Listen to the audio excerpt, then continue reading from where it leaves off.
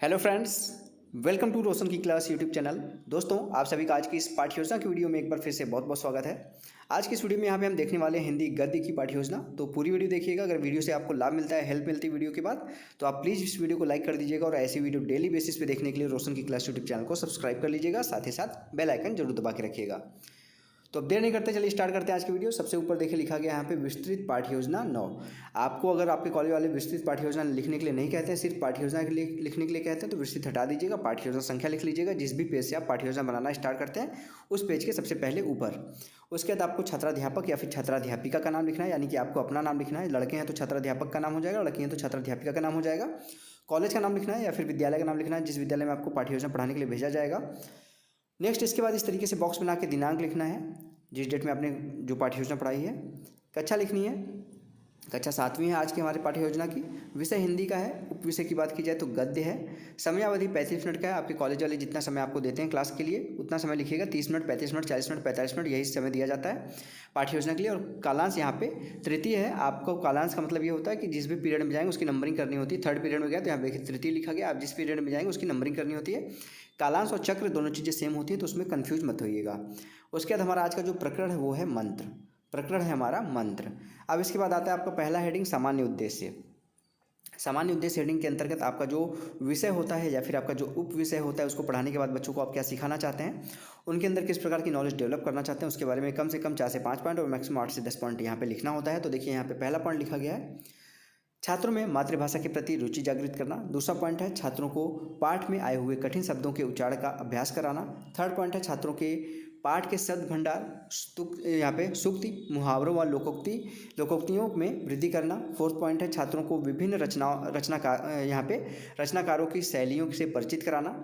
पांचवा पॉइंट है छात्रों को स्वाध्याय की प्रेरणा देना। और छठवां पॉइंट है छात्रों में उचित आरोह अवरोह, लय, गति एवं विराम आदि के प्रयोग के साथ वाचन में अभ्यस्त कराना। ये तो हो गया आपका सामान्य उद्देश्य। अब इसके बाद आता है विशिष्ट उद्देश्य हेडिंग।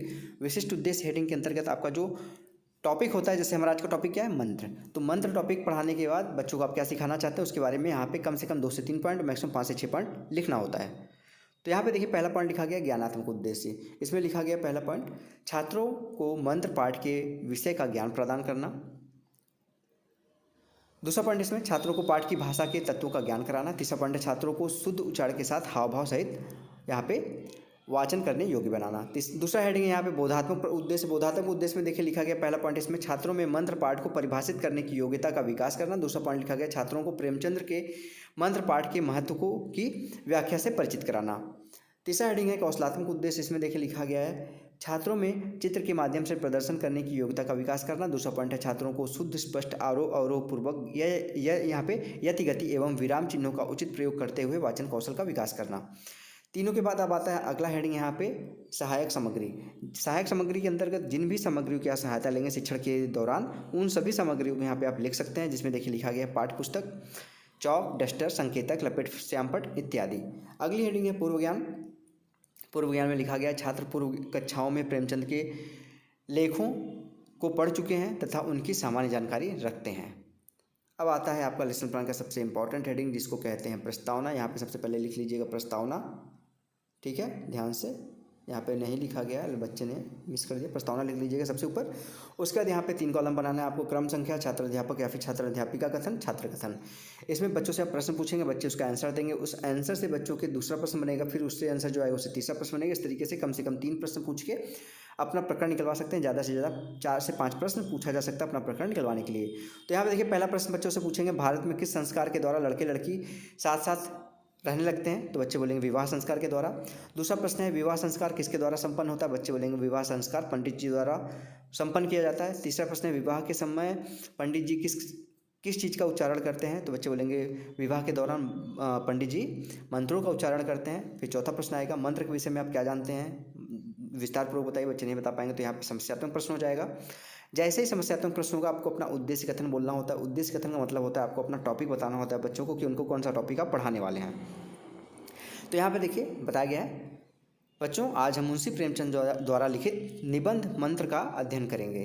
अब यहाँ पे बच्चों को पता चल गया तो इस चीज़ को आप पढ़ाना स्टार्ट कर सकते हैं। यहाँ पे लिख दीजिए प्रस्तुतिकरण, ठीक है, प्रस्तुतिकरण लिख दीजिएगा। उसके बाद यहाँ पे देखिए 4 कॉलम बनाया गया। शिक्षण बिंदु, छात्राध्यापक या फिर छात्राध्यापिका कथन, छात्र कथन और सैंपट कार्य। सबसे पहले आदर्श वाचन करेंगे। आदर्श वाचन का हिंदी का मतलब, आदर्श वाचन का मतलब होता है कि उस चैप्टर को आप पढ़ेंगे अच्छे तरीके से। तो यहाँ पे देखिए लिखा गया, छात्राध्यापक पूर्ण आरोह अवरोह पूर्वक विराम चिन्हों का पालन करते हुए आदर्श वाचन करेगा। बुक से आप पढ़ेंगे उस चीज़ को अच्छे तरीके से, जिस तरीके से हिंदी पढ़ा जाता है। उसके बाद दूसरा हेडिंग यहाँ पे देखेंगे, शिक्षण बिंदु में अनुकरण वाचन है। अब जैसे आपने पढ़ा है उसी तरीके से आप बच्चों को कहेंगे कि उसी का अनुकरण करें। तो यहाँ पे देखिए लिखा गया, छात्राध्यापक छात्रों को वाचन करने का आदेश देगा। बच्चे क्या करेंगे, छात्र उचित लय गति आरोह अवरोह के साथ वाचन करेंगे। उसके बाद यहाँ पे अब आता है अगला, यहाँ पे कठिन निवारण शब्द, कठिन शब्द उच्चारण। तो यहाँ पे कुछ आपने जो अभी पढ़ाया है बच्चों को, उसमें कुछ कठिन शब्द होंगे जिसका उच्चारण बच्चे सही से नहीं कर पाएंगे, तो उस शब्द को आपको सही से बच्चों से उच्चारण करवाना है। तो यहाँ पे देखिए लिखा गया, छात्राध्यापक पाठ में आए कठिन शब्दों का श्यामपट पर लिखकर उच्चारण कराएगा। कहार, यहाँ पे फिर दूसरा शब्द है दुड़क, तीसरा है औषधालय, चौथा है गरज। कठिन शब्दों का बच्चे उच्चारण करेंगे यहाँ पे।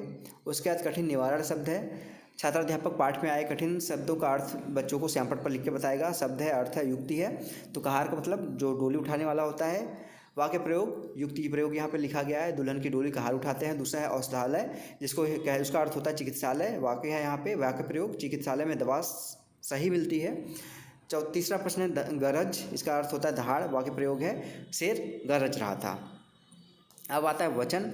वचन में देखेंगे यहाँ पे, प्रस्तुत गद्यांश में प्रेमचंद ने सामाजिक परिस्थितियों का वर्णन किया है। इसमें डॉक्टर चड्ढा मुख्य पात्र हैं। शाम के समय डॉक्टर गोल्फ के लिए तैयार बैठे हैं, उनकी गाड़ी तैयार खड़ी है। दो कहार डोली लेकर जा रहे हैं। डोली उनके औषधालय के सामने आकर रुकी तथा बुढ़ा डरता हुआ उतरा और यहाँ पे झाँकते उसने कुछ कहने का साहस नहीं हो पा रहा था। डॉक्टर साहब ने जब उसने बताया कि उसके बच्चे की तबीयत ख़राब है, तो डॉक्टर साहब ने मना कर दिया कि यह देखने का वक्त नहीं है। उसके बाद मौन वाचन है। मौन वाचन में देखेंगे यहाँ पे उस चीज़ को जो आपने पढ़ाया बच्चों से, आप कहेंगे कि उसको मन में पढ़ें, जोर जोर से अभी ना पढ़ें। तो यहाँ पे देखिए लिखा गया है, छात्रों को मौन वाचन करने का छात्राध्यापक आदेश देगा। छात्र क्या करेंगे, उसका अनुकरण करेंगे। छात्र मौन वाचन करेंगे। विचार विश्लेषणात्मक प्रश्न है यहाँ पे। अब आता है विचार विश्लेषणात्मक प्रश्न का मतलब होता है आपने जो अभी पढ़ाया है बच्चों को किस लेवल तक समझ में आया है, इसका आपने इसी से पता लगाएंगे। तो यहाँ पे देखिए प्रश्न पूछा गया, प्रस्तुत गद्यांश किसने लिखा है? बच्चे बोलेंगे मुंशी प्रेमचंद जी ने। दूसरा प्रश्न है गद्यांश मंत्र के मुख्य पात्र कौन है? बच्चे बोलेंगे मुख्य पात्र डॉक्टर चड्ढा जी हैं। तीसरा प्रश्न है यहाँ पे, डॉक्टर चड्ढा कहाँ जाने की तैयारी में थे? बच्चे बोलेंगे डॉक्टर चड्ढा गोल्फ खेलने जाने की तैयारी में थे। और चौथा प्रश्न है, डोली कहाँ की पर आकर रुकी? बच्चे बोलेंगे डोली चिकित्सालय के सामने आकर रुकी थी। तो ये हो जाएगा विचार विश्लेषणात्मक प्रश्न हो गए आपके। और लास्ट हेडिंग अब आता है लेसन प्लान का गृह कार्य यानी कि होमवर्क। बच्चों से आपने जब पढ़ा लिया बच्चों को, कक्षा 7 के बच्चे हैं तो बहुत बड़े बच्चे नहीं हैं, तो उनको घर पे करके घर के लिए गृह कार्य जरूर दीजिए। जिससे छोटे बच्चे, खास तौर से छोटे बच्चों को जरूर देना चाहिए गृह कार्य, जिससे घर पे बच्चे जाएं और आपके द्वारा पढ़ाई गई चीज़ों को रिवाइज करें। नहीं देंगे तो बच्चे घर पे जाके खेलने लगेंगे। तो लास्ट में आप गृह कार्य जरूर दीजिए, जिससे बच्चे आपके द्वारा पढ़ाई गई चीज़ों को घर पे जाके रिवाइज करें। और आपका जो पढ़ाने का चैप्टर उद्देश्य था कि बच्चे ये चीज़ें इस चैप्टर को पढ़ाने के बाद सीख जाएंगे, वो जब खुद से रिवाइज करेंगे तो ज़्यादा अच्छे तरीके से वो सीख जाएंगे। तो यहाँ पे देखिए गृह कार्य में दिया गया एक प्रश्न, बच्चों गद्यांश का सारांश अपने शब्दों में लिख के ले आइएगा। तो ये था दोस्तों आज का लेसन प्लान। आशा करता हूँ आप लोगों को आज का लेसन प्लान पसंद आया होगा। इसी प्रकार के अगर आप लोगों को किसी भी विषय का आपको लेसन प्लान चाहिए, चाहे वो हिंदी हो, इंग्लिश हो, इतिहास, भूगोल, विज्ञान, मैथ, किसी भी विषय का अगर आप लोगों को लेसन प्लान चाहिए तो नीचे कमेंट बॉक्स में कमेंट करके बताइएगा। मैं 1 से 2 दिन के अंदर आप लोगों की वीडियो रोशन की क्लास यूट्यूब चैनल के माध्यम से आप तक पहुँचा दूँगा। इस वीडियो की अगर आप लोगों को PDF चाहिए तो आप लोग रोशन की क्लास टेलीग्राम चैनल पे जाइएगा, वहाँ पे बिल्कुल फ्री में मैं अपलोड कर दूंगा। वहाँ पे जाके बिल्कुल फ्री में डाउनलोड कर सकते हैं इस वीडियो की PDF।